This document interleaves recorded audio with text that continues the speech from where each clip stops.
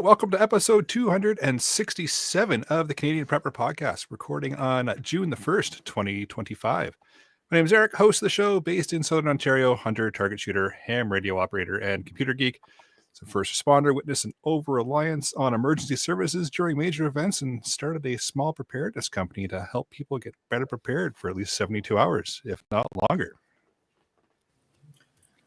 And I'm Jeff. I'm based in Central Ontario. I'm a target shooter, ham radio operator, general overall handyman, weather nerd, and apparently a firewood god. And Brad, I'm in Eastern Ontario, part-time amateur prepper, constantly trying to better myself, and a can opener guru. Can opener guru. Oh, yeah. You should see the draw on that bad boy, man. No, man. My name's Pierre. I'm a tactical beard owner, based t-shirt merchant, government critique.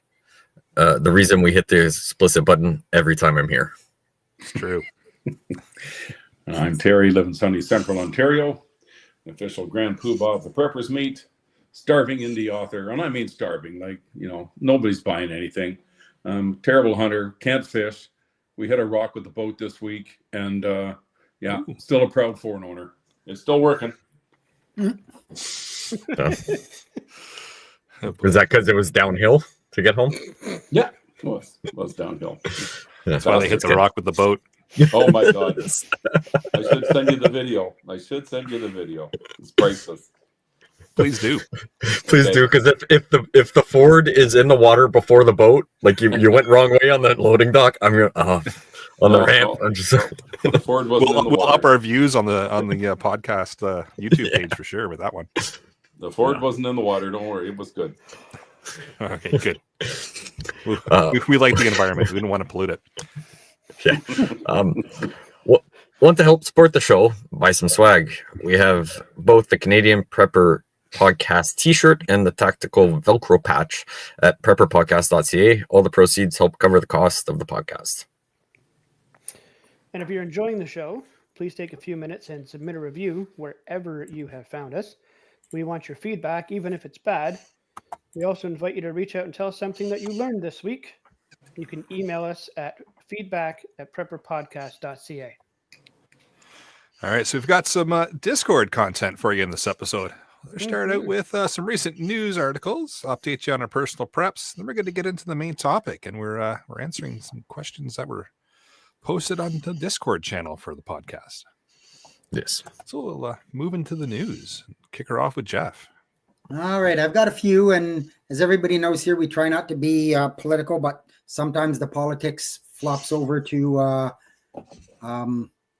prepping. So we're in that case here. We're not going to discuss, the politics part of it. Both parties in the U.S. have been guilty of this, and it's not just Trump, states. A bunch of states in the U.S. are finding that their request for disaster relief is being denied. So, like tornadoes, hurricanes, floods, that kind of stuff. The state puts forward a request for federal disaster emergency relief, and they are being denied. And I'll just leave it at that. We should tell them. We should tell the ones applying that we have a podcast for them. Yeah. True. And on another part, just about there's I'm sure everybody was, or maybe not aware, but there was quite a blackout over in on the Europe side in France and that, and apparently now 2 French anarchist groups are stepping up and claiming responsibility for the massive power outage. So as we call it, domestic terrorism. So I'm surprised it's not more than it is. Situational awareness. And that's going to flop right into my next article is, I know that, they call it football over there. We call it soccer. But there was a championship league, I believe it's called, game on the weekend that was won by France for the first time in a very, very long time. And I guess their soccer fans decided that was a good reason to riot. So far, there's 2 dead. Well over 500 have been arrested. I seen a video somebody posted where there's 2 young females.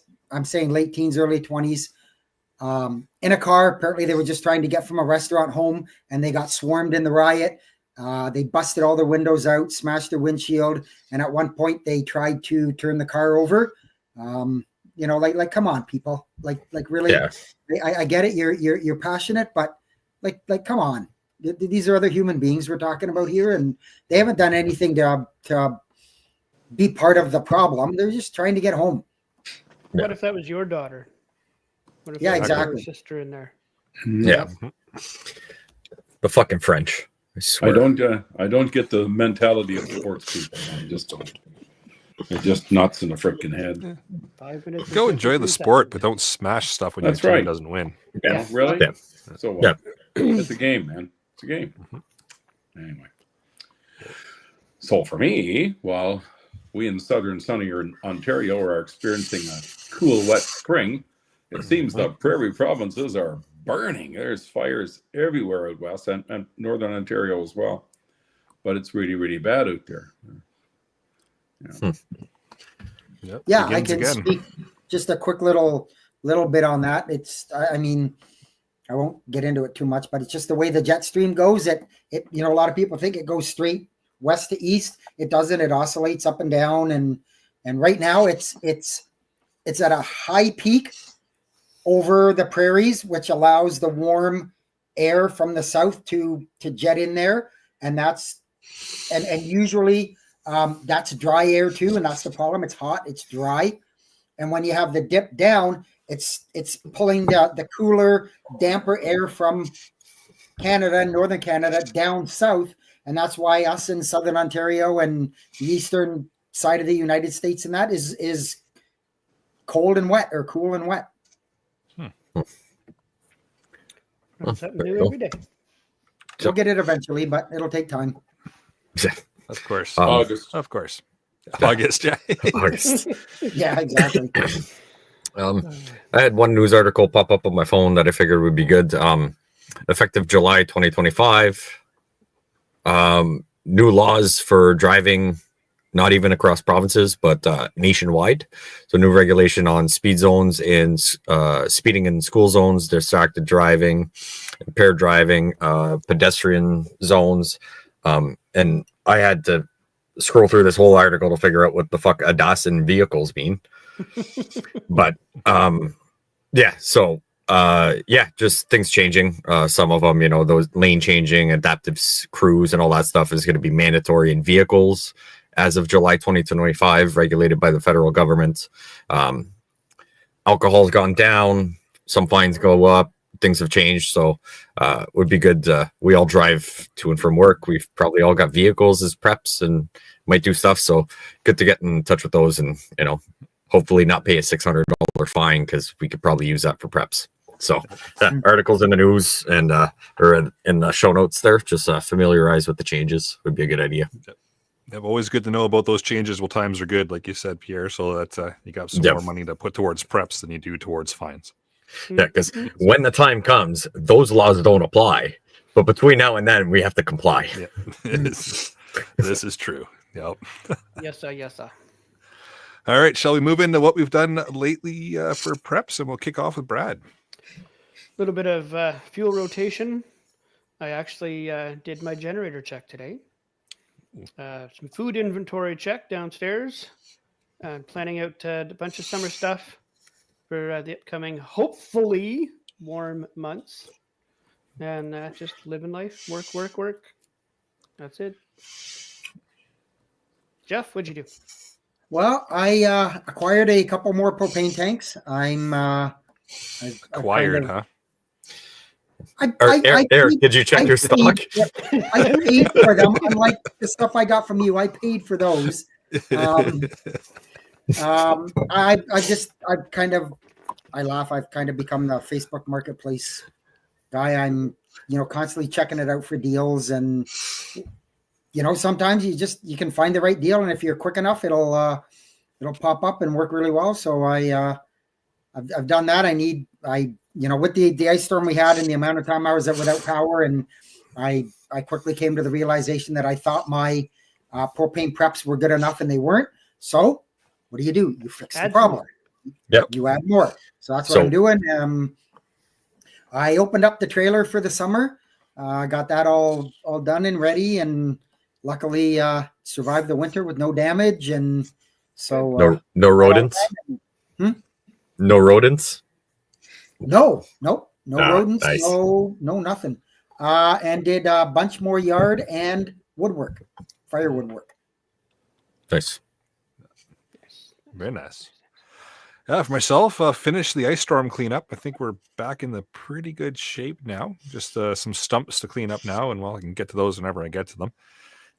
The garden is, gardening. I lack a green thumb, but it's sort of doing the thing. So we'll see. Did you rebuild your woodshed? No, it's still it's a new statement. I'm trying to set a new trend. Yeah. Right. Just a fucked up shed. Right. It just you know what? Just a crunched, flattened out woodshed is just going to be all the rage here. Just watch in a couple of months. All the cool kids are going to have that.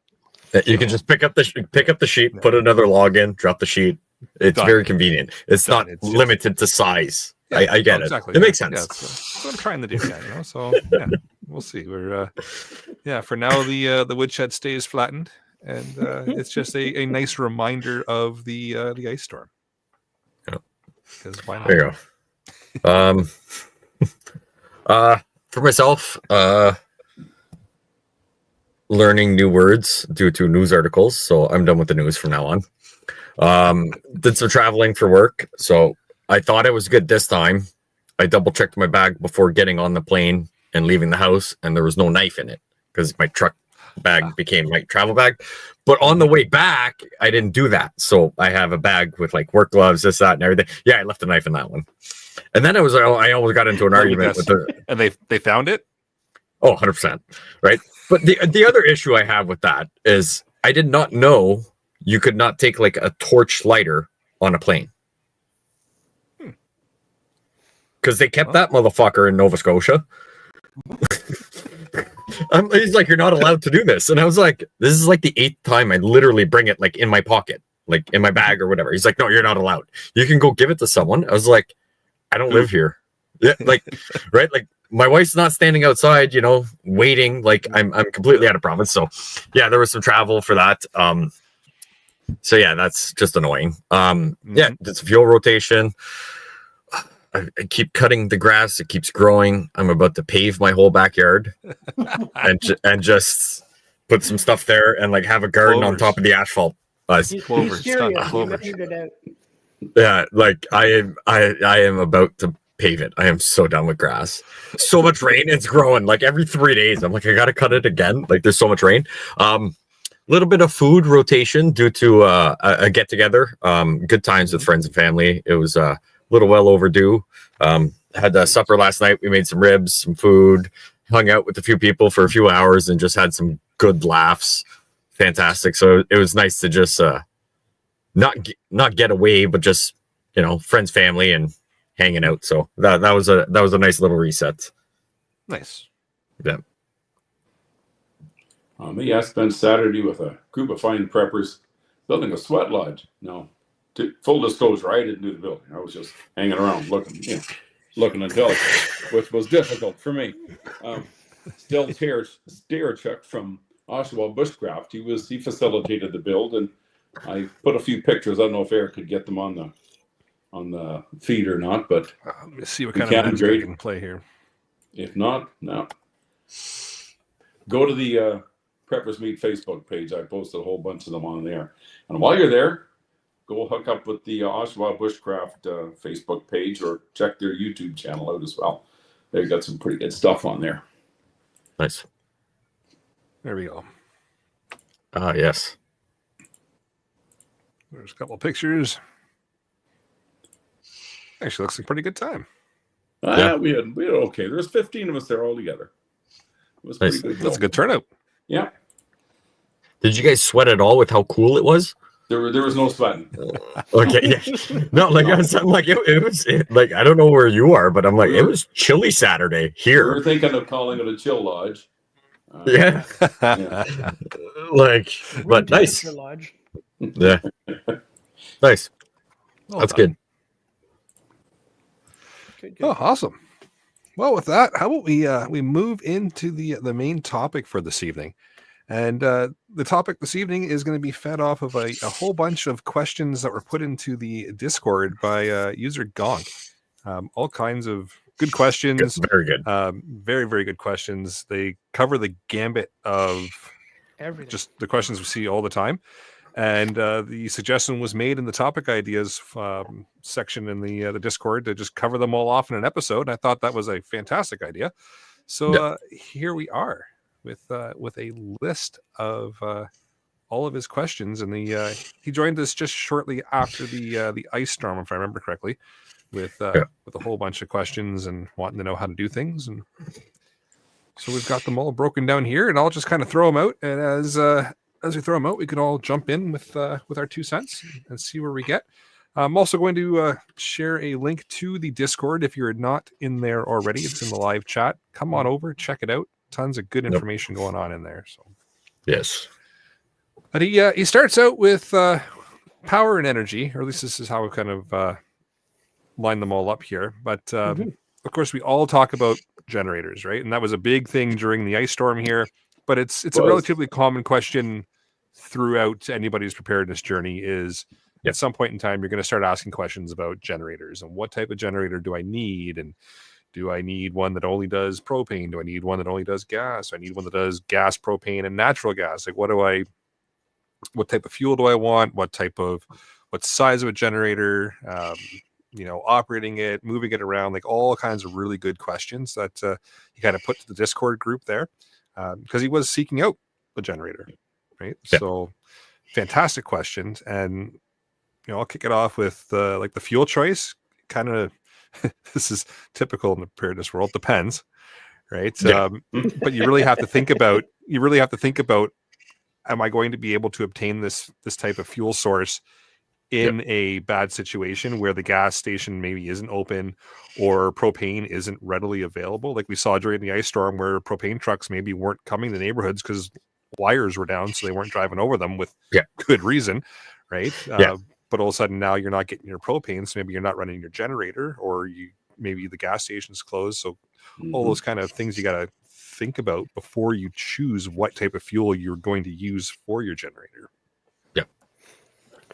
So I'll jump into that quick because I'm the one that used it the most during the ice storm and kind of. So I'm a large proponent of multi-fuel, especially the gas propane. I mean, natural gas would be great. I don't have natural gas where I am, but so that kind of limits my. But for me, so the propane is good because it will never go bad. You fill your tank, and 5 years from now, something goes south, and that propane is still good. And it's multi-use. It's not just for your generator. You can run a barbecue or a like a Blackstone griddle or something like that, or off of that propane. So it's not just a single purpose. It runs my generator. That's all it does.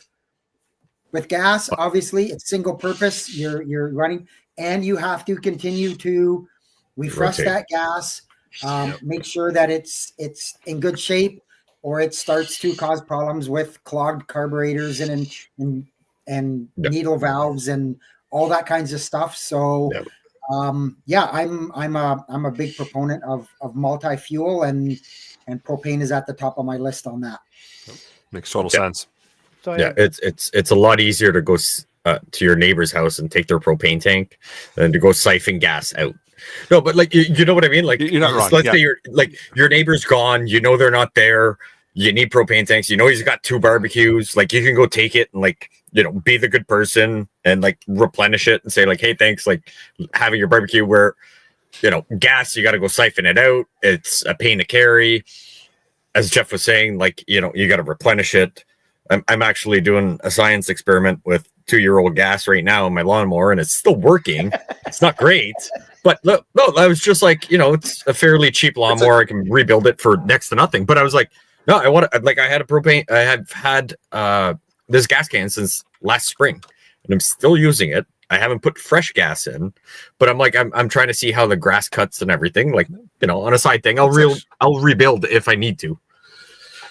It's a great experiment. While times are good, why not? Mm-hmm. Yeah, Right. yeah. Like, okay, every month or so, you'll start, if you pay attention to it, right? You go to the gas station, it's always fresh gas. Buy those or get those little cans that normally people put mixed fuel for their chainsaws or their weed whackers or whatever. Yep. I'm like, put some gas in there, and I'm like, and leave it somewhere for 6 months, and then go take a sniff, not go hoof it and get all funky on it, but go smell it, because gas, as it breaks down, right, has a different smell. Eventually it will just straight out smell like turpentine. I don't recommend using that. Great experiment. Yeah. Yeah. But then you'll know what it smells like too, so you can identify bad gas versus good. Yep, I like it. Yeah. So doing that, but by far propane. If you're in an area that has natural gas, I would definitely look at the tri-fuel. I'm not 100% sure on maintenance wise for carbs and stuff like that on anything with natural gas and propane. So if you want to be more self-efficient, make sure you know how to tweak anything, take it apart, clean it. I don't know if it's any different than gas. I'm assuming it's not. It's probably just the ports are different, similar to switching natural gas to propane on barbecues. You guys change the port for the pressure. Look into that. Yeah, basically all it does is instead of feeding gas into the bowl and kind of going through needle valves and all that, it just more or less fires it straight into the intake and right into the engine. Okay, so exactly. I was like, I've never used it. I don't have a purpose for it, but I was like, if you're gonna go that route, or just generator itself, YouTube University. There's lots of people on the Discord. We've made an episode about just simple repairs. Find something, reach out to Jeff and get him on Facebook Marketplace to find you a generator that doesn't run for $20. $20, but like go buy a carb kit. Go buy this. Put $50 in it. Does it run? If it runs, sweet. You saved yourself $1,000 on a generator. If it doesn't, it costs you $50. But I'm like, you probably learned something along the way. Yep. Yeah, right. Because if in this scenario, right, Gonk was asking a bunch of questions about, well, he was in the middle of nowhere, so I assume natural gas is not an option for him. It was propane and gas. Okay, but if your generator doesn't start, do you know how to take a bowl off and clean? It's just some basic troubleshooting. Yeah, you do some basic troubleshooting, right? Yeah, Ian, definitely. Ian from NH in the live chat here has a good point. Says not all generators like 20-pound tanks. They freeze up after 10 minutes. His generator only needs 40-pound tanks. So again, good to know how what works with your generator now versus during the emergency to have it freeze up and go, now what, right? Yes, yeah, because it all depends on the size of the generator, like the wattage. So if I have two. I have a 3500 and I have a 9000, and I can run the 3500 off a 20-pound tank, no problem. But like Ian says, you bump it up and you throw that 20-pound tank on a 9,000 watt generator, and it's not going to last long. And because of how propane works, it's liquid in the tank that becomes vapor. But to do that, I don't know the whole process, but it's cold. It's really cold, and it ices your tank. And apparently, I don't know this, but people have told me that if you get into a temperature under minus 35 outside and your tank is outside, it basically will probably not work very well at all. No, it won't. So it sucks. So it's good and bad, and but that's also easily solvable. Either getting propane lines, you can get 6-foot ones that you can hook up so you can keep your propane tank somewhere warm, have your generator outside, because obviously you don't want to run a generator inside, but you can get your propane tank within a certain temperature if needed. But yeah, yeah, if it gets too cold, it's definitely not going to work. It's going to be a bit of a pain. And knowing it's kind of a good segue, just knowing how to safely set it up, because you did mention Gonk was talking about quick close call with some alarms going off with running his generator, but it just being a little bit too close to the house and getting some CO alarms, right? So knowing how to safely distance it from the house, because just being outside, sure, that's good, but a little bit of distance away from like windows and vents and all that is important as well. Because knowing which way, you don't obviously which way the wind blows. Like if the wind's blowing towards the house, don't put your exhaust going into the wind, because it's just, as Eric and Pierre said, it's going to come right back and cause a problem. So waking up dead is not good. You don't want that. You do that? Yeah, I was going to say, you do that? Well, don't worry. The government will knock on the door, bring you back, get you to finish pay your taxes, and then let you go back. Yes. So, yeah. Then he had also mentioned just not really having any mechanical expertise, which most of us don't have. Like minus Pierre, and maybe Yeah, I've done a lot with them, but honestly, generators, lawnmowers, let's just stay away from 2-strokes in general right now. 4-stroke motors with the choke and a bowl, very, very simple maintenance, very simple to take apart. I could literally talk you through it over the phone if need be, or on a Discord video chat. Getting comfortable, taking it off, taking it apart, checking seals, make sure it's not leaking, your O-rings, cleaning it. If you've got bad gas in there, it's not just drain it and do whatever. Stuff gets gunked up. It's learning that will be its weight in gold. It's like having 1,000 liters of water in a scenario, because in the winter you got to run stuff, right? You don't have to worry about freezing, your freezer unthawing, but you are going to have to worry about it if it's 30 degrees out. I have, I just put $2,000 of, meat, veggies, everything in my freezer. If I lose power for 4 days, well, I don't have the 2,000. Yeah, I don't have the 2,000 to replace it. So learning those simple things, I mean, we're all live on a budget. What's our budget on this? Because if you've got no budget, we can go on for hours. But just budget wise, like generators, my recommendation, one of the best bang for your bucks, Furman's.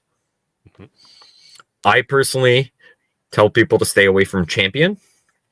They're normally really good price, very hard to get parts, shitty customer service, and not good quality.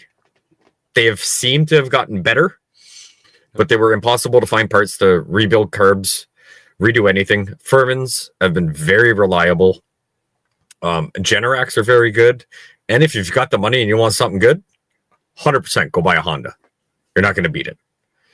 Nice and quiet. But you're going to, But you're paying for the name and a lot of money for the name. My generators both are Furman's, and like Pierre said, and you talk about. So I picked up my large generator for, it's about a $1,200 generator for $400 because it sat in somebody's garage for 2 years, and they said it really didn't run very well on gas, and I'm like, well, yeah, duh. So. Because it's probably 2-year-old gas. Let me guess, it's starting to smell like turpentine, right? Yeah. So I just went and I picked it up, and it ran for 12 days on propane and didn't miss a beat. Yeah, exactly. So, shit. So the other thing we sort of talked about or wanted to talk about was solar and batteries and having that kind of backup. I did a fairly, I wouldn't say extensive, but I did a lot of homework on cost and efficiencies and all of that and for me, I just determined that my money was better spent on a generator. The solar panels are not expensive. The wires are not expensive. The batteries are what do you in. Mm-hmm. Yeah. Absolutely. A good, decent solar battery is $400. What I paid for the generator for one battery, and they do have a lifespan. And So I did a lot of looking at that. And there's pros and cons to everything. But for me, Yeah. it wasn't, I didn't feel it was the viable option for me. I would have it as a backup to maybe give the generator a break. Ideally, similar to Generac, Eric can attest, he was running on it. You do need to shut them off, give them a cool down period. They're not designed to go 24/7. Don't get me wrong, I've used mine 5 days straight because it was hot as hell where we were camping. I have, but like if you can, right? Like especially if you don't need it for powering everything, shut it down at night. Having a solar battery backup to run a light or two, run utilities if need be, all that stuff. I get. I really refrain from anything really solar battery backup. I will have battery packs to charge a phone, do this, do that. I do want to get something that I could plug a laptop in or something, run something maybe a little bit bigger. And one of the big reasons is just unreliability. So what happens if where you have it set up, you think is the best spot ever, and a tree knocks it out? Yeah. So on that, exactly, you're exactly right there. The thing that throughout the ice storm and learning all kinds of stuff was I quickly discovered that when my generator's not running, of course, nothing is working. So my router, my laptop, my monitor, like all of that stuff. And is it viable? Absolutely not, to be running a 9,000 watt generator just so I could be online and I could. So I'm looking at a small battery bank. I'm looking something like an Anchor or a Jackery or a Blue Eddy or something like that. Yeah.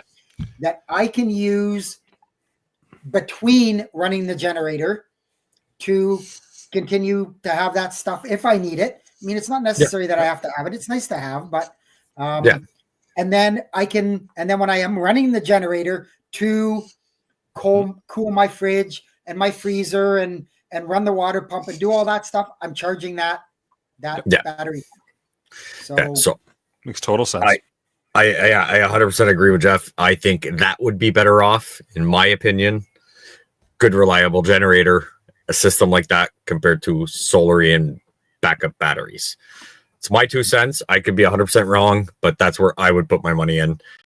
And if it's winter, I mean, Jeff probably, if he had I've got a freezer in the back room, if I just open up the door and it's minus 30 out during that ice storm, like that freezer's staying cold. It's going to keep my freezer, right? So I don't have to worry about that one. The one in my house I need to worry about, but like I've got separations in my house, right? Like a front foyer, back thing. So, you can mitigate that. And what's the point of running a 9,000 watt generator at, so much propane per hour or whatever to communicate with people and stay informed? Like, okay, what's the update on this? What's the update on that? But I think it would be way more cost effective to go that route personally.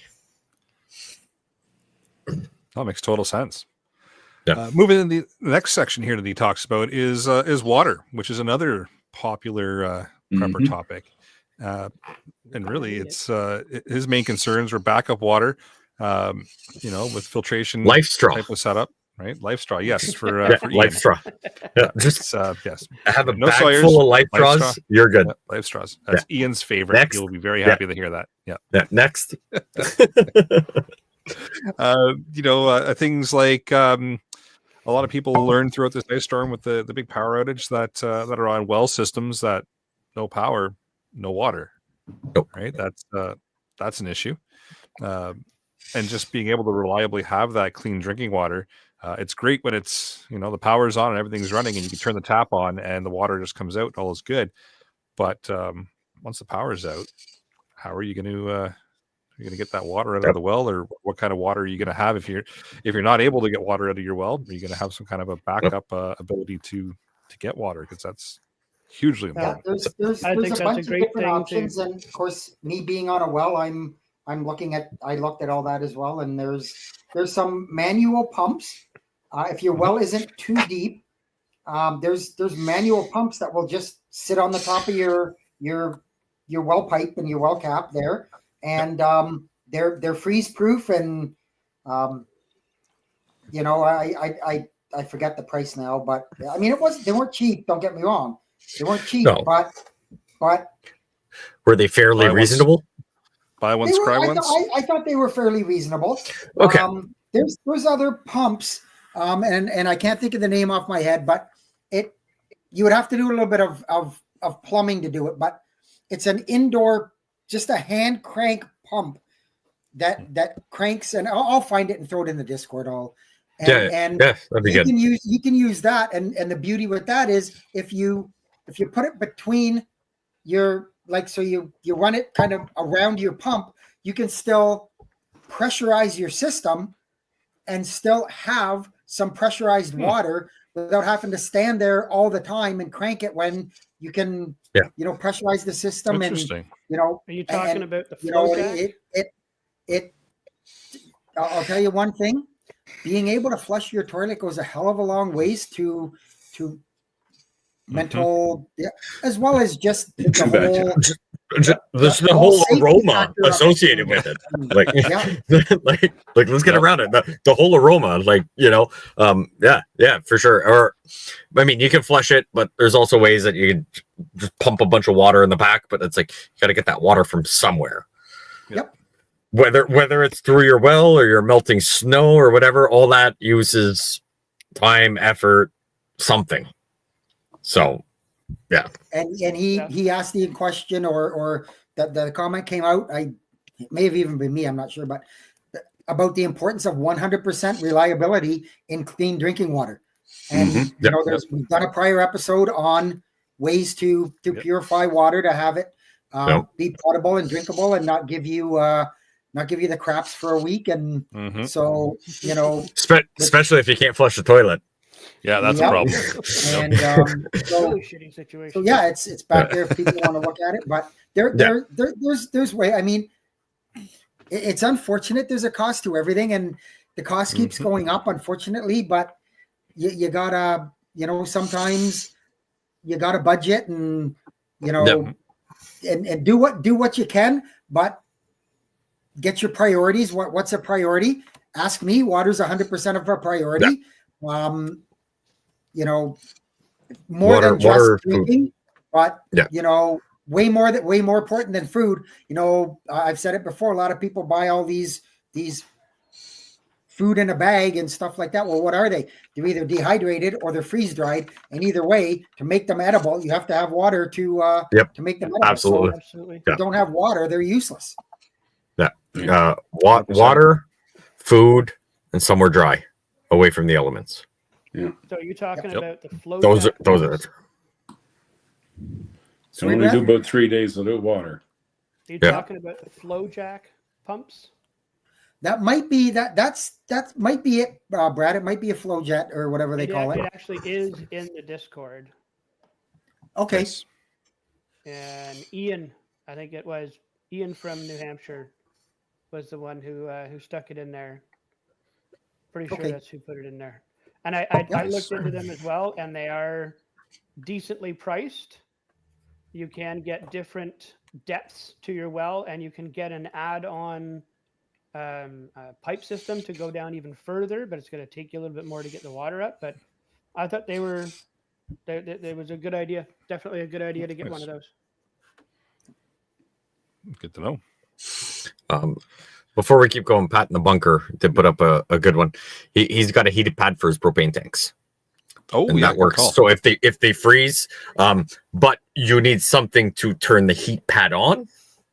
So that kind of but going if as Ian was saying, like 20 pounders freeze after 10 minutes, finding that sweet spot on a heated pad where you can use a 20 pounder so you're not stuck having to turn it off and wait 20 minutes or bring it in the house, disconnect or whatever. It's not a bad option, but it's also one of those things where you got to use some of that power from the generator, depending what you want to run. Or you can just use hot hands. But then you need 1,000 of them, every 3 hours. No power needed. Costco. Costco, but Princess Auto. Princess Auto. But I do find a heated blanket is probably going to be cheaper than buying enough of those to keep that warm for a day at minus 20, right? Like, challenge accepted. All right. Well, it's your budget, not mine. Get together with Jeff at his place for a couple of beers and see how that goes. Yeah. Deal. I like it. So So yeah, another, water. Another thing right over Brad's shoulder right now. Just a nice the Berkey. little machine. Berkey. Even if you don't use it all the time, if you've got creek, if you've got snow, you're already heating an area, bring buckets of snow in. You can filter that, or chemicals, purification tabs. There's always something, but that is also an option. Obviously, it comes with the cost association with it, but yeah. But having the options is very important. Yes. Absolutely. Let me get into, and this is another popular topic, is just like outdoor security, like perimeter lighting, and just being able to see at night. That was kind of interesting during the ice storm with the power outage there. There are no lights around. Everything is I have dark as can be. Yeah, and three solar-powered motion sensing floodlight kits around the house. Yeah. And I love them. They are fantastic. You can mount these things anywhere with a couple of screws. Mhm. I've seen a couple people put them up with duct tape just to be there for the Zip night. ties.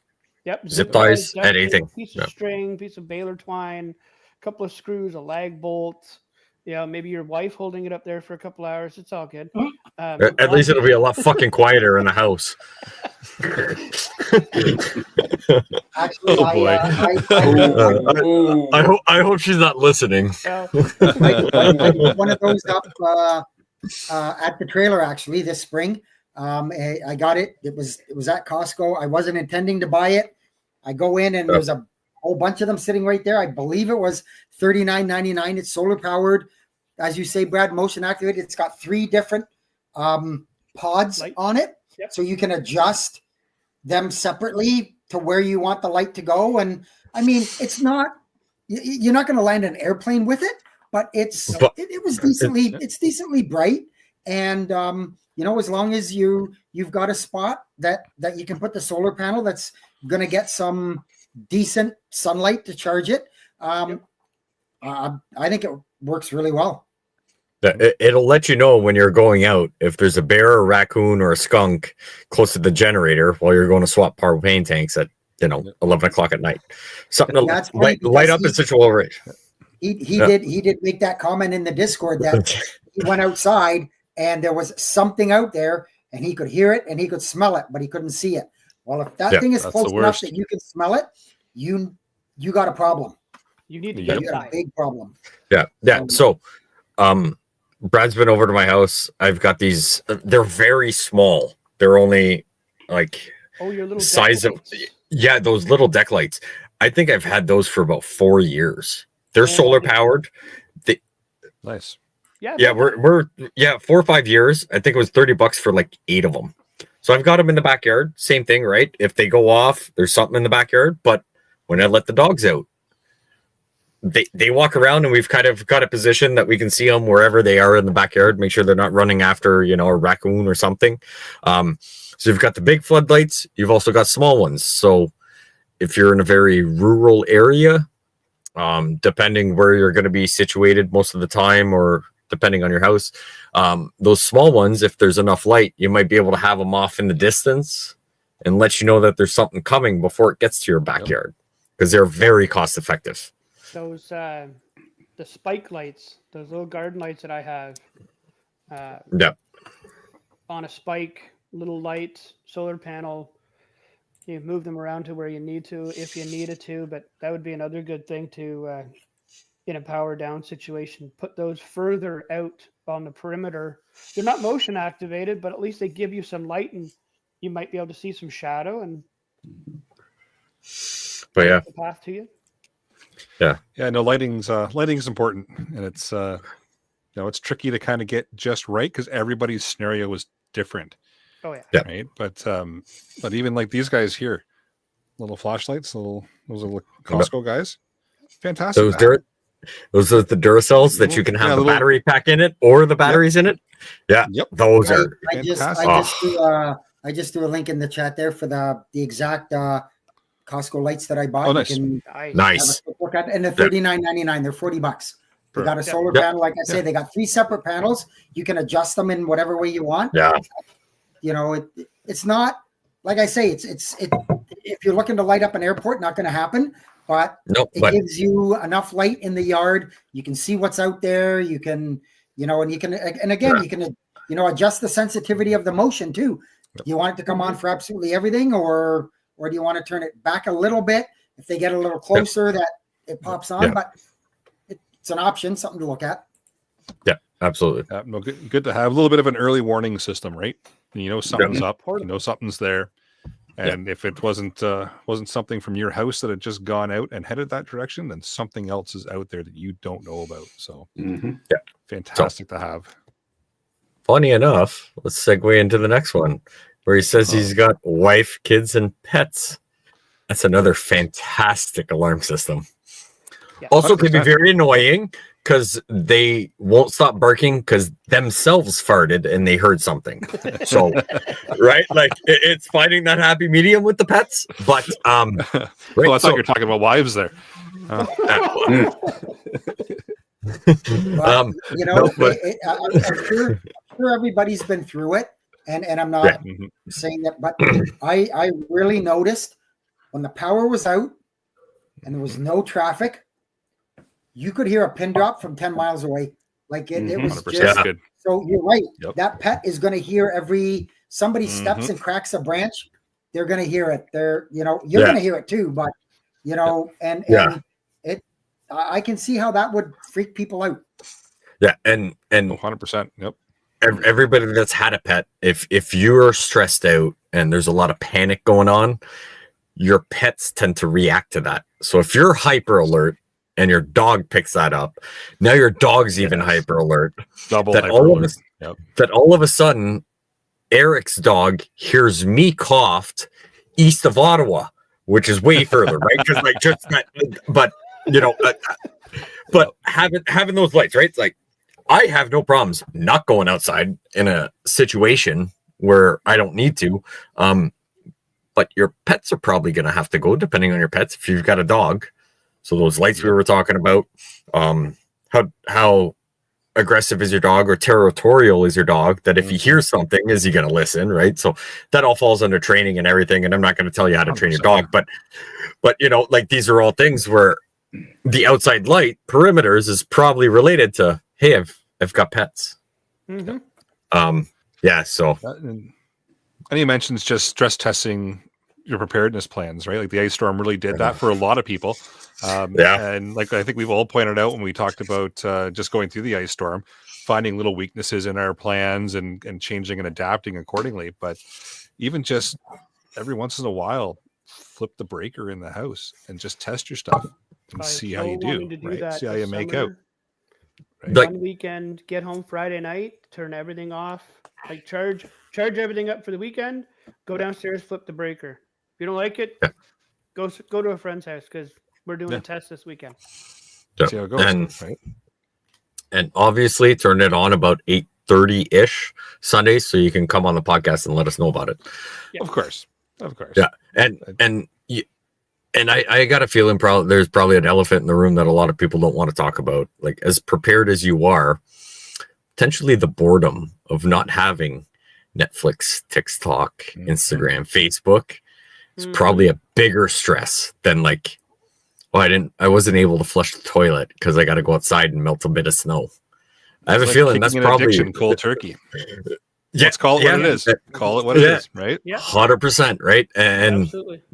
And I'm not saying that was potentially part of his stressor, but I'm just saying like we're probably all fairly prepared, but that boredom or that habit or that comfortability of like when I wake up and there's nobody up, right? I sit down, I have my coffee, I play a video game on my phone. Well, that's no longer an option. Like, so now what?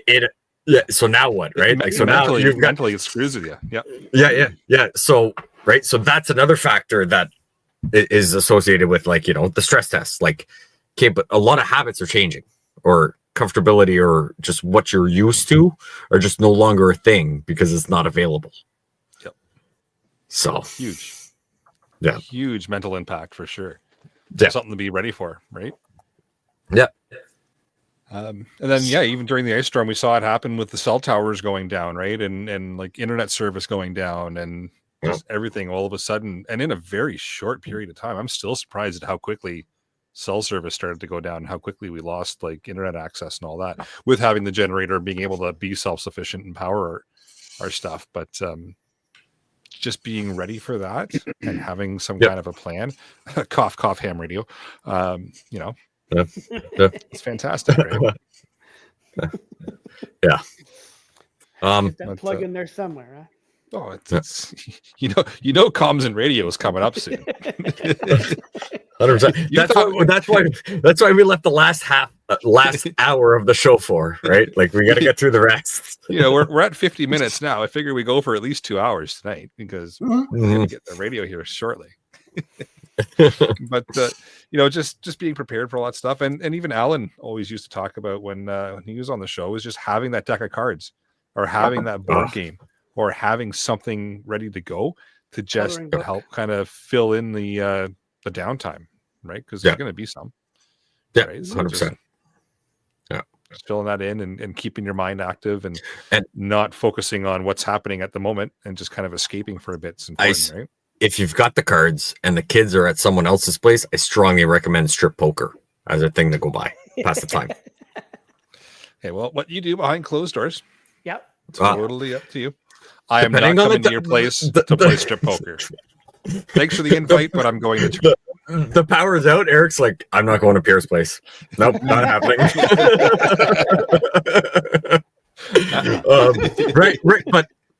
Right. So like that's another thing, right? Like joking around, having family time, time with your wife, with your spouse, right? Yeah.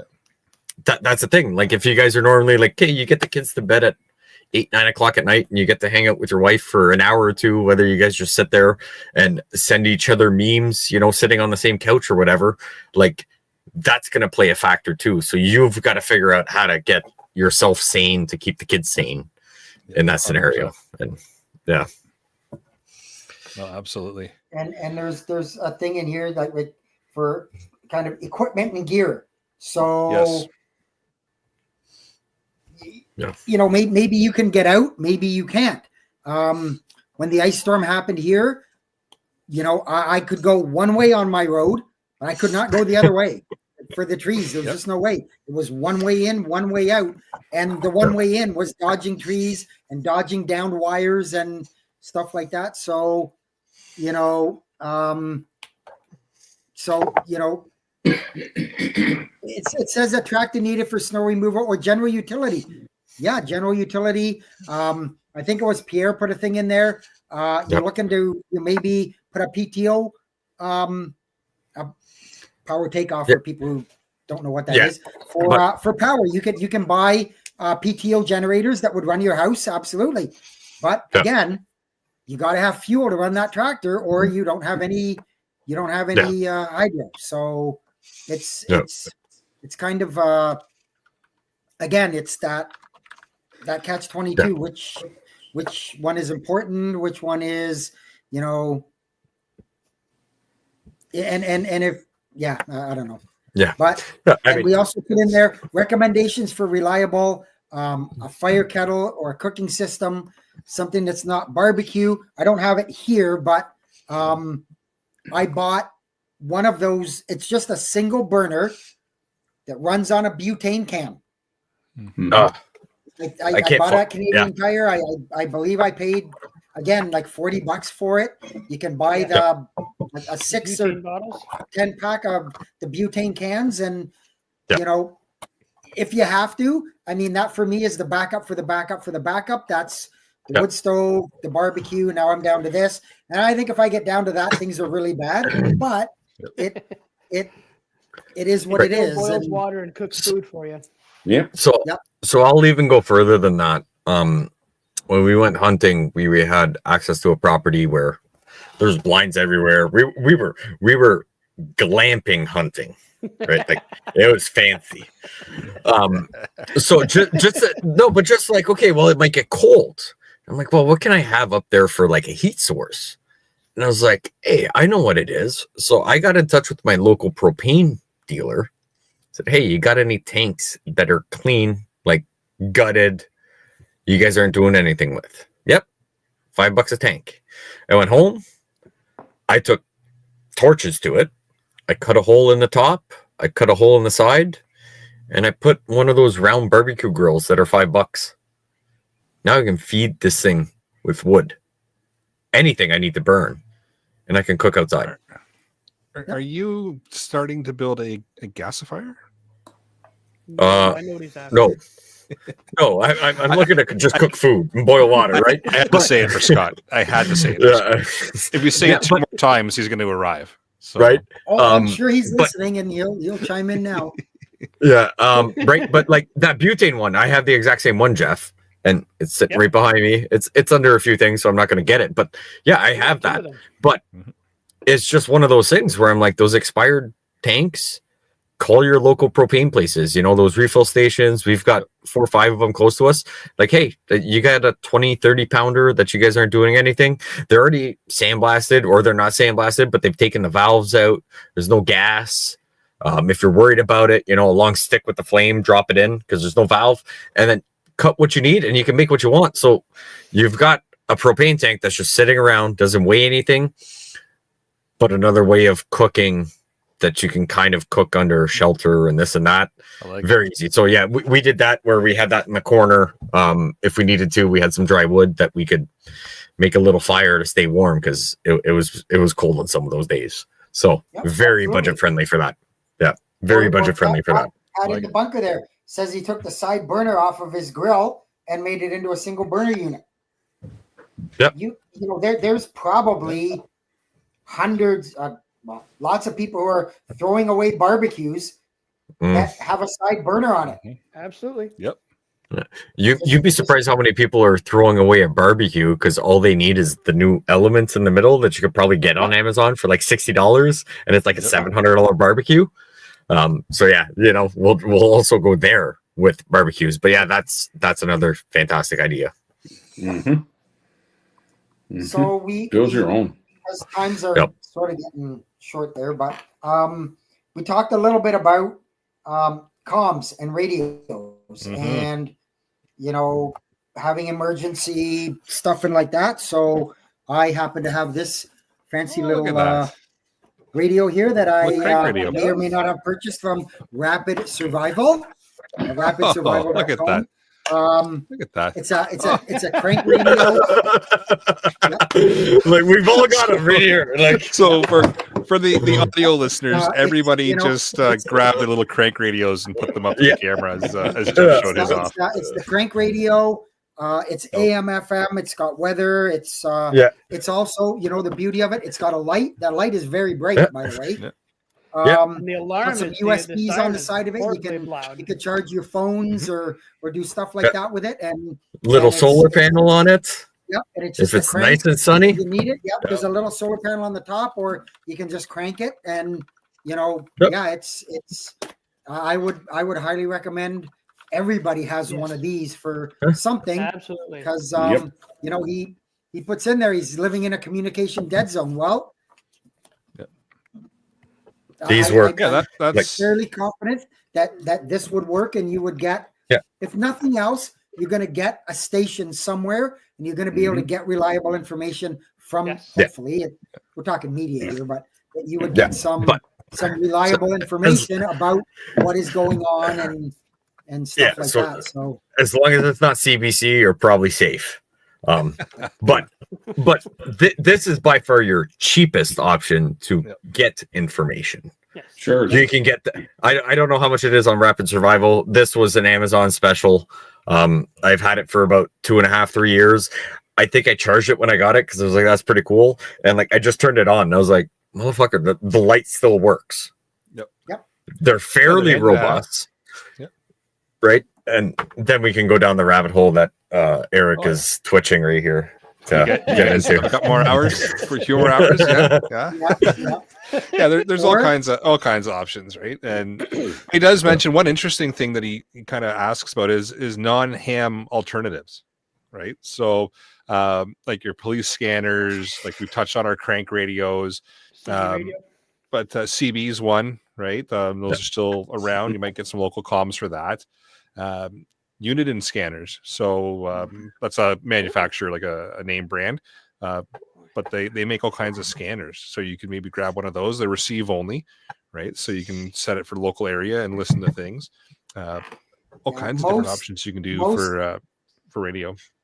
Yeah, But unfortunately, most police departments now are encrypted. So unless you want to pour out a huge sum of money for a scanner, you're not going to hear anything. And steal the encryption key. For that. Well, it's even if you do get the radio, if you don't have the key, you're not hearing anything now. Which for most of them, fire EMS for the most part still available. Most fire departments, at least in Ontario, are DMR now. So if you get a DMR radio, you can still hear them. Ambulance is kind of either DMR or still open, depending on whereabouts you are. But doing some research to kind of figure out what is around and what would be interesting to listen to in your area. And then looking that it doesn't have to be ham. That hurts to say, but it doesn't have to be ham related. It can be, or if you can get your scanners and such. Yep. If you just have a laptop, what can you get on that? You can get, what's it? Broadcastify? Is that what it's called? Broadcastify. Yeah. Broadcastify. And you can find all kinds of, that's a good way to just listen to what's around you now and kind of figure out what other people are putting online to listen to. And then you can grab a radio and listen to it yourself if you need to, but you need internet for that. And so, yes, you do. But so also, it was funny. I was watching I'll be quick. I was just watching a couple of storm chasers, and there was a big tornado that went through a town, and I just went to that municipality. I typed in, whatever, I think it was Moore Township, Oklahoma police scanner or fire scanner, and it popped right up, and I clicked on it on Broadcastify, and I was hearing everything. We need to go over here. We got a collapse over here. We got, this, we got gas leak over here. And just, so if you're local, you're getting all of that information without kind of leaving your house and knowing what's going on. Yeah. And I also want to say that you can buy everything for ham, especially if it's a good price, probably one of the most cost effective. You just can't technically transmit on it without your license, but you can listen. Oh, absolutely. That is so that is also an option, right? Like, so don't disregard ham because you don't have your license. If it's in the budget, you're not interested in license, you haven't gotten to it, but you can get the equipment. You can at least listen to get information. Now, I may be wrong. Eric would probably know this better than me, but your regular, like you said, a Uniden scanner or something like that, you may be able to get your local repeater just on that, and you'll be able to hear the communication back and forth. Yeah. So, and they can't transmit at all. So you got no possibility of transmitting at all if you have just the receive only scanner. Right. Yep. Then away you go. But then at the same point, if you want to have the ability to transmit for whatever reason, maybe get the one that can transmit and just disable it until you're ready to transmit. Right. Yeah. And I mean, and it's the best of my knowledge, in a very emergency scenario, you are allowed to transmit on it. So if you're in a very remote area and something is needed, yes, if all other avenues are exhausted for communication, and your only avenue to get that emergency message out is via ham frequency, have at it. So, there for it. So you've got no internet, you've got no cell, your house phone's out and everything, and someone's having a heart attack, someone's cut themselves very bad, you need a doctor, you need an ambulance, you need something, you would be able to transmit on it. So that might be one of the best routes to go, even if you don't plan on getting your ham, because if the scenario calls for it, at least you can communicate out. Yeah, just to throw it out there, getting your license will teach you how to program the radio, how to operate it, how to transmit, how to talk, all that kind of stuff. It's going to be more comfortable come time. But when everything is good, when everything is good, you just get yourself an Eric and preset it. Just join the club. Be one of us. Let's get the license. Yeah. I don't disagree, but I'm just thinking, like, don't disregard it completely because you don't have your license. It is 100%. There if it is needed. Maybe Eric will be hearing and we'll be able to dispatch someone to come help you. Maybe. And then we can make a whole podcast episode about it. Possibly. We'll see. But speaking of one of us, the other thing he talks about is community, and just Yes. finding a group to be a part of that's not toxic, right? And isn't just cutting everybody down and full of know-it-all people that just shun anybody that comes in that's new and knows nothing. I suggest that community is the Discord that we have going. Yes. Right? Yeah, so it's available to anybody. Yep. You can get to it 24/7. Doesn't matter where in the world you are, and you can throw out whatever question you want, and somebody's going to answer it for you. And if they're a jerk about it, they get kicked. We don't take people that are. And there was just a discussion. There was just a discussion tonight, and Eric was part of it about radios, and well, somebody puts it in a Faraday bag, and somebody said, "Well, you're wasting your time. You need to know if the radio works during the solar storm that we're having." And it was a good point. My position is, well, I don't care if it works during the solar storm. I care if it works after. So, but the conversation was respectful on both sides and differing opinions, which is a good thing, of having. So, you're right. He uses the word non-toxic. It's hard to find that sometimes, especially with just everything that's going on in the world right now. There's so much negativity, and it's hard to find. And don't get me wrong, I've got some negative opinions on stuff too, but and especially depending if you want a coffee with no milk or sugar, because right as the pre-show was saying, right, you got to be careful how you order that depending where you are. Got a little spicy. It was great. Or he also says there's the interest in a mutual assistance group, and we've talked about that, and we've had a couple episodes on that of how difficult it is to find that group and to make sure that you don't have that toxic person in that mag that when you really need them, they're just going to drag everybody down. Yeah. And I'll also say that sometimes I feel that people will disregard a mutual assistance group because they're not within a 3-minute drive of their house. So mutual assistance group is not just that I can store food at your house. It's someone to talk to, someone to bounce ideas off. Doesn't matter if they live 15 hours away, 8 time zones away, where technically it's Saturday and they still won't give you the winning lottery numbers, which is just insulting. But right? But ideally, yes, you want someone close to you to be able to help, because it's a lot to try and take all this on by yourself. But also, don't disregard someone that is like-minded that may not be close to you, because in a scenario, would you prefer someone you can call that's 5 hours away or nobody? Or if things are bad and you need to bug out, can you will that person 5 hours away let you drive there and so mutual assistance group doesn't just mean someone that's very close. I can get there within an hour's drive, even if there's traffic taking this back road. Eric lives 5-6 hours from me, same with Jeff, same with Terry. Brad lives 25 minutes from my house, but we bounce ideas off ourselves all the time. And if I need something, if there's a way that I can communicate with Eric, Jeff, Terry, everybody on the podcast, even Pat that's in the US, that can help, even though, they're not my go-to. I don't have, $800 worth of dry goods at Eric's house, but I would still consider him part of one of the people I would reach out if I need something. Well, look at our Discord group. Or Hughes, just look at is on the East Coast, Ian's on the West Coast, Darius is in the middle. All of us are in Ontario, but yet we can still chat to them at the drop of a hat to say, "Hey, can you answer this question for me?" And I would still consider them in my mag. Absolutely. Or look at the scenario that happened between me and Brad last summer. Brad was in the market for a generator. I found one local to me that was cheap.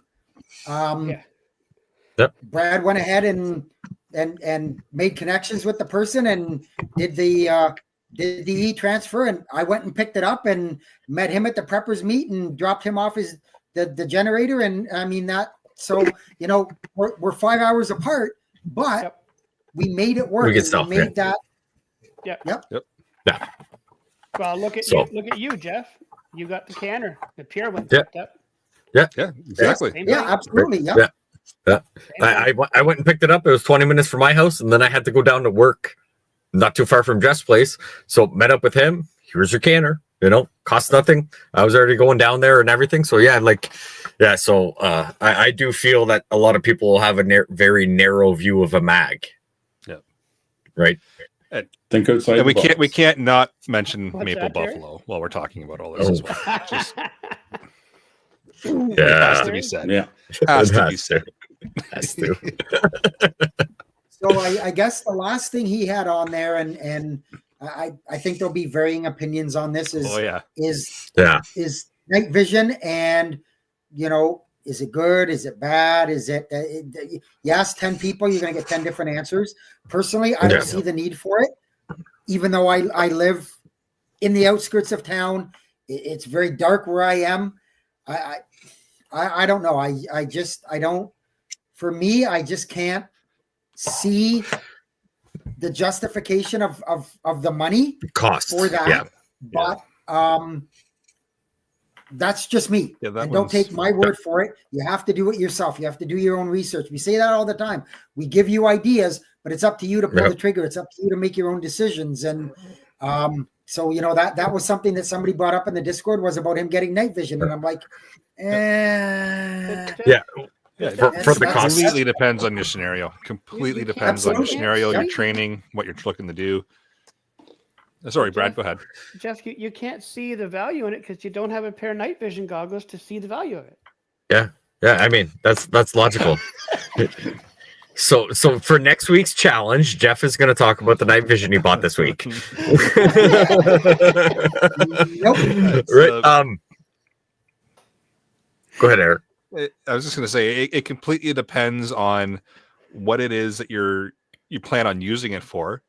Your the area that you live in, your level of knowledge on operating night vision. Yeah. I would imagine that it takes a little bit of getting used to, and there's a lot of differences compared to just your regular vision. This totally, like, you're into kind of an area of personal decision making there as to whether or not you're going to make that part of your preps or not. I'm sure it's very useful in certain scenarios, but I'm sure there's also some scenarios where it's absolutely trash. Yep. So it's I have no expertise in this area, so I really can't speak to it at all. I don't have any expertise either, but I mean, if you've got the money and you're ready to kiss it away, I'm not going to tell you not to get it, but I have a feeling you could probably buy a lot more solar powered lights that would be way more beneficial than night vision, in my opinion. Specifically where I live, where you live, I mean, there's a very slim scenario where I'm going to need nods, and may or may not be a new prohibited weapon that would be beneficial to me, right? Allegedly. But the cost of them, if you've got it, you've got the money, you're good with it, and you've got everything, or that's the biggest thing on your preps, like, go for it. I'm not going to tell you anything wrong, but like, don't come crying when you were like, oh, I should have done this and that. But I just find there's such a slight scenario where that's beneficial that I'm going to invest my money in the more likely scenarios. That's my 2 cents. Yeah. But if anybody on the panel goes to happen to buy some, please let me know so I can come down and play with them. So we'll talk after about that. But yeah. Also, if night vision is a big thing or whatever, you can actually find fairly reasonable scopes that do have night vision infrared in them. Might be worth having it on one of the rifles that you may not have as your go-to hunting rifle. That might be better than night vision goggles for scenario. If you've got the funds for it and you're willing to play around with it, it's still going to be, $1,500 scope, but probably cheaper than night vision goggles, and maybe more useful depending on the scenario you're in, where you don't have to try and look through your regular rifle scope with nods to shoot a deer at night, even though it's not legal, but we're talking a specific scenario, right? That might be better than actual night visions if you think that's the route you gotta take. I'll throw this one out there. If anybody listening has any kind of expertise in night vision, I'd love to have you come on the show and talk about it, because it comes up from time to time. It's you know, we don't hear about it for a long time. Then all of a sudden, there's a lot of talk about it, and then it kind of disappears again. There's a lot of talk. So it is something of interest in the preparedness world, and people talk about it. And some people, it's high up on their priority list, and some it's in the middle, some it's at the bottom. But you know, having an SME come out and chat about it would be fantastic, because I don't think any of us have any real expertise in it at all. Nope. Outside of like Call of Duty, you know. So I've watched I've watched a few movies like with all the scenes. I mean, I've had some hours on it, but it's not the same, I'm sure. Yeah. So, right. And I would say like surplus stores maybe watch, and you know, maybe eBay the odd time might have a deal. I don't know. You got to watch out for scammers though. Marketplace, maybe Jeff can find an awesome deal somewhere with his wizardry with Marketplace. You know, all those little spots to watch for, but scammers galore as well, right? So on eBay, you order an iPhone 11, they give you a 5 and a 6 and a fucking card to combine the two. You know, like that happens. some duct tape, right. So it gets an 11 if you combine the two. Red green special, away we go. Yeah.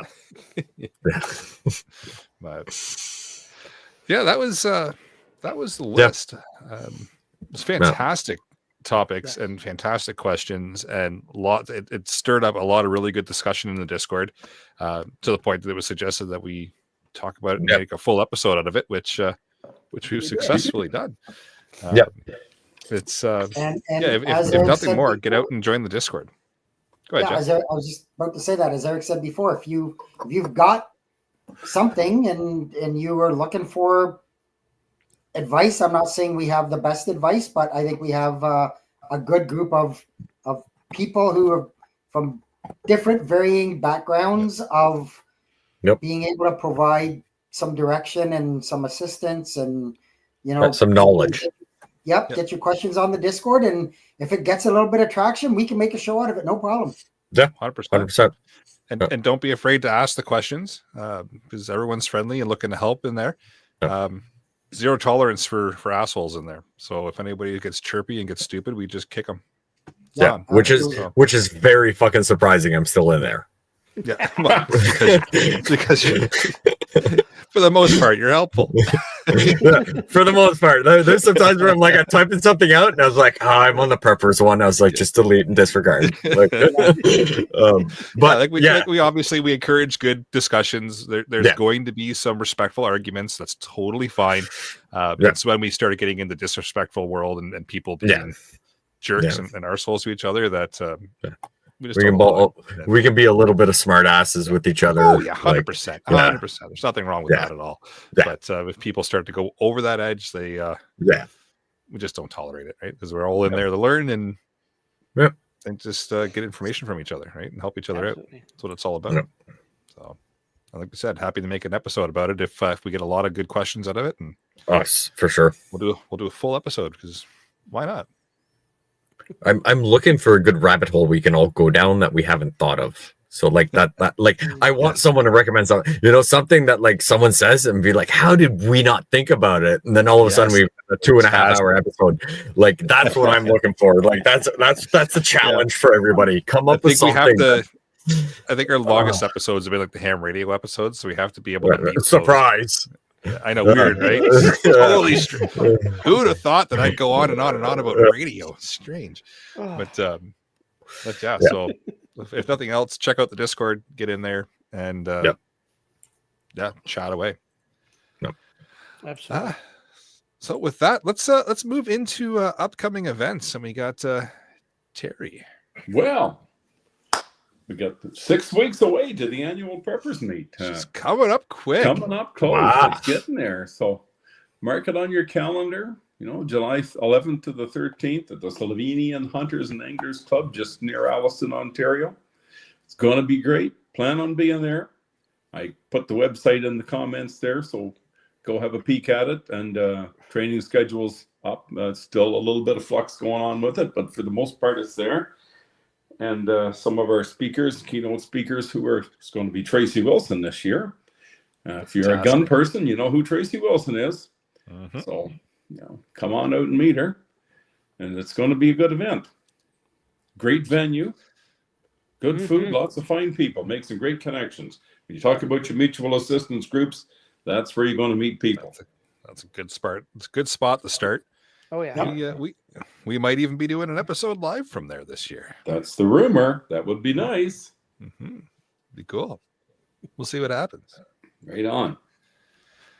All right, Jeff, you got a weather blurb. Yeah.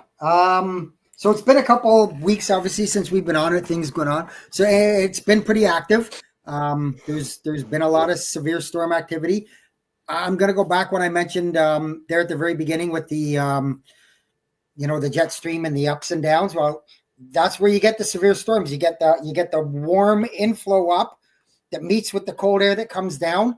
And like I said, that warm air is very dry. So you'll hear a lot of people refer to it as a dry line.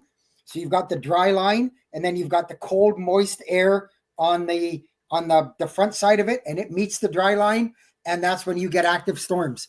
And because the way that the jet stream's been acting, it's been a very busy couple of weeks. There's been a lot of severe storms, few tornadoes. A couple of them have been fairly large. And that's just going to keep going right now with the way that the stream is going. I think we're going to be another 7 to 14 days of it, and things may or may not kind of calm down there. We did make a brief mention, I think, about, or we maybe didn't, but Northern Lights, and the geomagnetic storm that's going on, and talking about putting your stuff in Faraday bags and that. So that's going to cause a pretty active couple of nights of the Northern Lights that could go as far into the mid-U.S. So, if you're out in the country and you don't have light pollution, you might be able to get a look at the lights. This coming week, there is still the potential for a large-scale severe weather outbreak, probably starting tomorrow. That's going to affect the Texas, Oklahoma, kind of up through the mid-U.S. up to Minnesota. For tomorrow, it's mostly going to be just a straight line damaging wind and hail event. Tornado chances are very low. Not saying they're zero, but they're very low. Tuesday, because things go west to east, it moves more east towards the Great Lakes. The threat, again, extends kind of from the top end of Texas through Oklahoma and up into Michigan.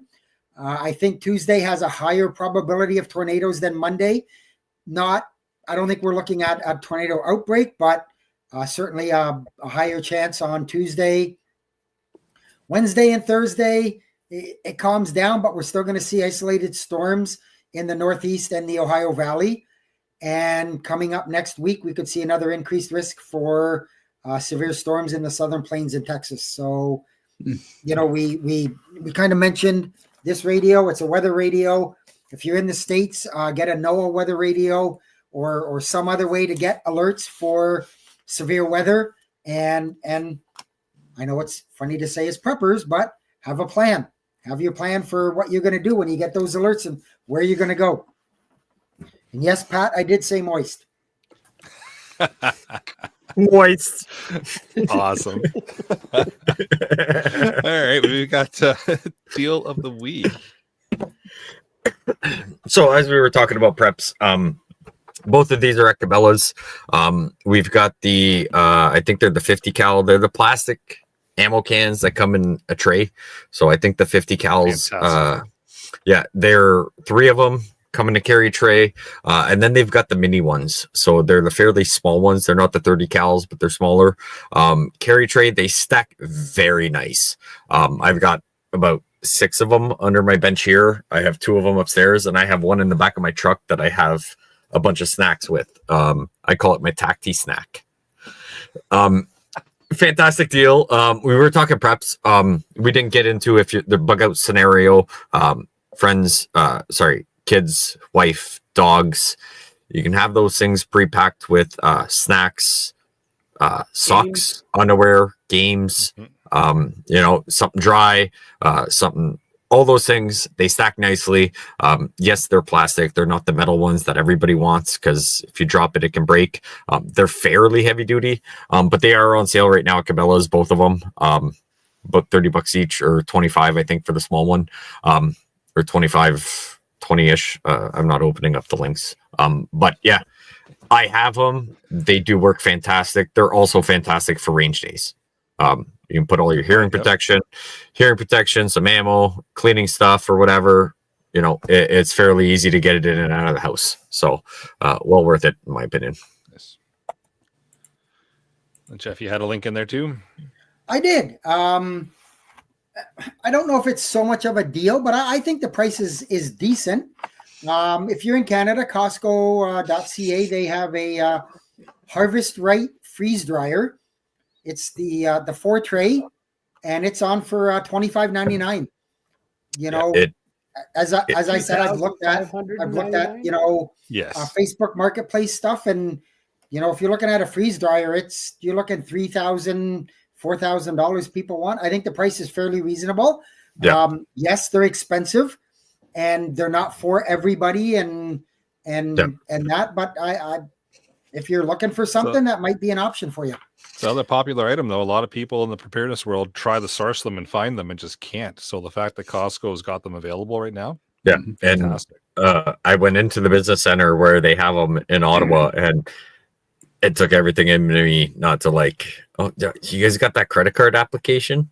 Like, you know, for Costco? Like, so it has the freeze dryer, but it's also got the kit that comes with it. So all the accessories. So you've got the vacuum, or the compressor, this, that, everything. Like, if you've got the funds and you're looking for ones, yeah, like it is 100%. You know, fingers crossed it's still there when the budget allows it. It is a thing we want to look into on top of dehydrating, like we're doing.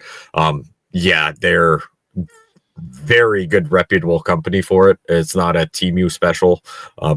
They're one of the top brands for freeze dryers. So yeah, it's a deal if you can squeeze it in and it's something you want to go down. 100. I mean, if you're buying it, I'll supply the meat and a little bit of money, and I'll get you to make my own food, right? Like, that's what everybody wants it for. Like, if I can buy, you know, $300 worth of food, I'm going to give you $100, and you're going to freeze dry it for me. You know, I don't have to put that $3,000 up right now.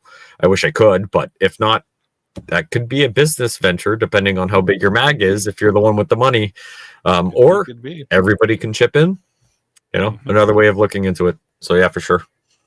Yep. Very nice. All right, with that, I'll bring episode number 267 of the Canadian Prepper podcast to an end. You can find the podcast on iTunes, Spotify, really your favorite podcast app. I'm pretty sure we're on all of them by now. Please do submit a review. It does encourage the algorithms to kind of sort of help put us to the top for a minute or two, and then it realizes we're talking about preparedness, we get slammed back down to the bottom. But we're at least up there for a little bit. Yeah. And we do record these shows live on YouTube and Facebook as well. If you're a guru, I'm not. I sound like I am, but trust me, I'm not. If you want an early peek at the shows, please subscribe to the YouTube channel, Canadian Prepper Podcast, and click the notifications tab. That will give you an alert when we're going live.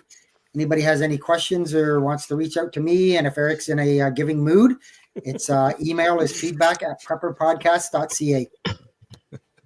One day you'll get your own. One day you'll get your own Jeff at prepperpodcast.ca. One day, I'm sure. We'll see. I am frequently on the Discord looking around at this, that, and the other thing, and trying to make little comments where I can. Or batbradcpp@gmail.com if anybody wants to reach out. You can find me off the wall customizing. I don't know what socialist medias we're still on, because I don't do any of that. My fabulous significant other takes care of that. I am on the Discord. Most of the time, I just try and make fun of Eric when he posts something. So I don't do a lot on there, unless it's something that I could really put some good info in. Or you can find me on Monday nights at 9:00 on the YouTubes for the other CPP, the Canadian Prepper, Patriot podcast, which is probably why you need to prep with what we discussed there. So, yeah. Fair enough.